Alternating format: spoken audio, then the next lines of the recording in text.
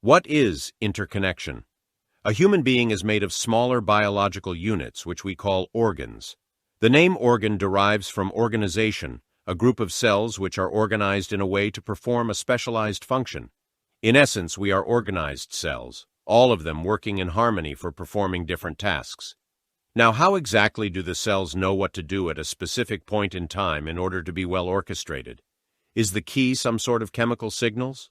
Yes, there are hormones and other substances which triggers specific processes, like for example adrenaline or insulin.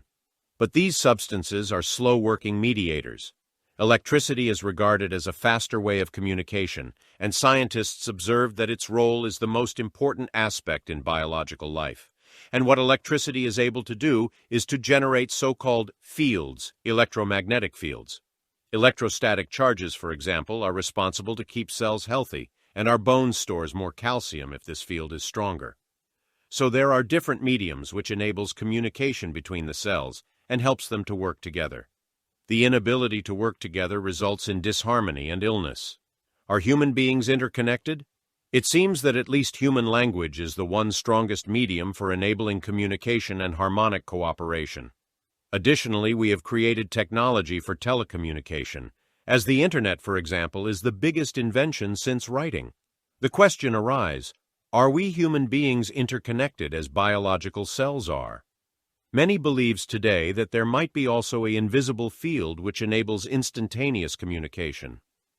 Telepathy, for example, is a more common experience than materialistic science would admit. We experience the feeling to be observed when someone behind us stares at us. This phenomena is not due to a direct communication via a physical link. There is something more subtle going on than hormones moving from one unit to another. We also experience synchronicities. These phenomena proves that events can be synchronized to form a meaningful coincidence. The inner world of a human being seems to communicate throughout the outer world, the physical world. Sounds like an incredible force, a lot more stronger than even electricity, because it acts non-locally. The fact that humanity suffers from wars, conflicts, organized crime, famine, and corruption proves that humanity in its entirety is ill. A single individual person who is chronically ill for decades is not able to rescue himself from his illness. There are for sure good examples in homeopathy, individual students who search for a remedy and indeed found the most similar one and healed themselves. But in these cases, never forget the fact that a team of other people worked their entire life to prove remedies, write materia medica and repertories. Other people provided to the individuals the proper groundwork and basis for finding the remedy. How can humanity ever get this kind of help, if not from a higher source, outside of the physical dimensions? And would humanity in its entirety voluntarily accept the help? For sure, then, there will be many who are not willed to let go of their personal power, of their ego-driven system, and fight against the people who willingly decided to accept the new rulership from above. The name for this kind of stubbornness is known in science fiction literature as consensus reality agents. They refuse to accept that we need help. Rather, they would kill all humanity, including themselves, in order to cowardly avoid to admit their failure in ruling mankind.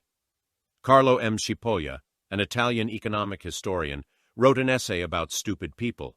He described that they are abundant, irrational, and they cause problems for others without apparent benefit to themselves, thereby lowering society's total well-being.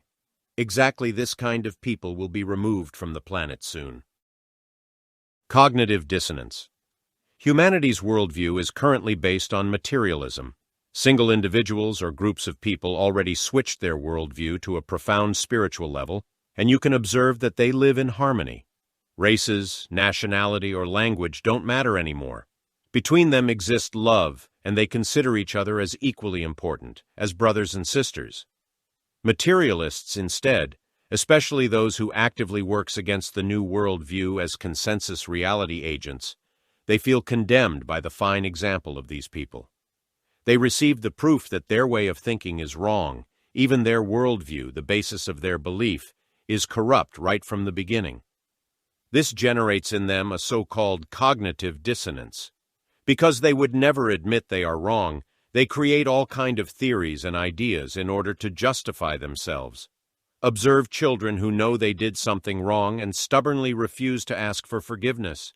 They are creative in inventing all kinds of reasons. The evolution hypothesis, for example, claims that we derived from animals and that man has the natural impulse to spread his gene as wide as possible, and therefore they try to justify promiscuity. And the survival of the strongest, or the law of the jungle, tries to justify war and colonialism, even genocide. Critical mass. Why did I mention now cognitive dissonance, stubbornness, and stupidity of humankind? Because their repertory of excuses reached an end. Now they only repeat themselves. You can observe this on every scale and level. For example, in the movie industry, the amount of remakes is constantly growing. The music industry lives now more from the covers as from new songs. Instead of new ideas, their creativity is trickled away. And creativity depends from life force. And life force has its roots deep in the collective subconsciousness of humanity. And the collective energy field depends on a higher source, a lot higher frequency than any homeopathic remedy ever could reach, an unapproachable light. The real power has who dwells on these higher dimensions, not us, not humanity. From these higher dimensions comes judgment. Just a word would be sufficient to end this system. Only few knows how fragile world economics really is, and how many humans was sacrificed for keeping the wheel spinning. This world runs because of human sacrifices. In the end, their only thought will be to make the ultimate sacrifice, a genocide of all people who are awakened. For reaching this goal, they are willed to lie and spread slander around the globe in a massive propaganda campaign and trigger a genocide of massive scale, an all-out attack. The truth is, the critical mass is already reached.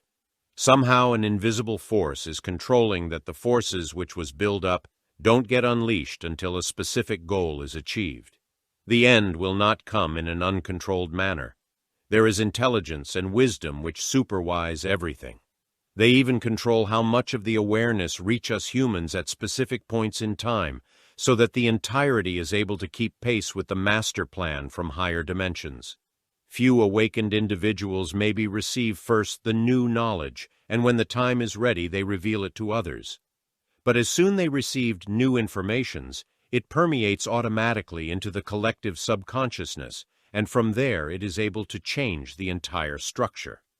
Very similar to the formula of a fractal, change only a bit, and the entire fractal landscape change.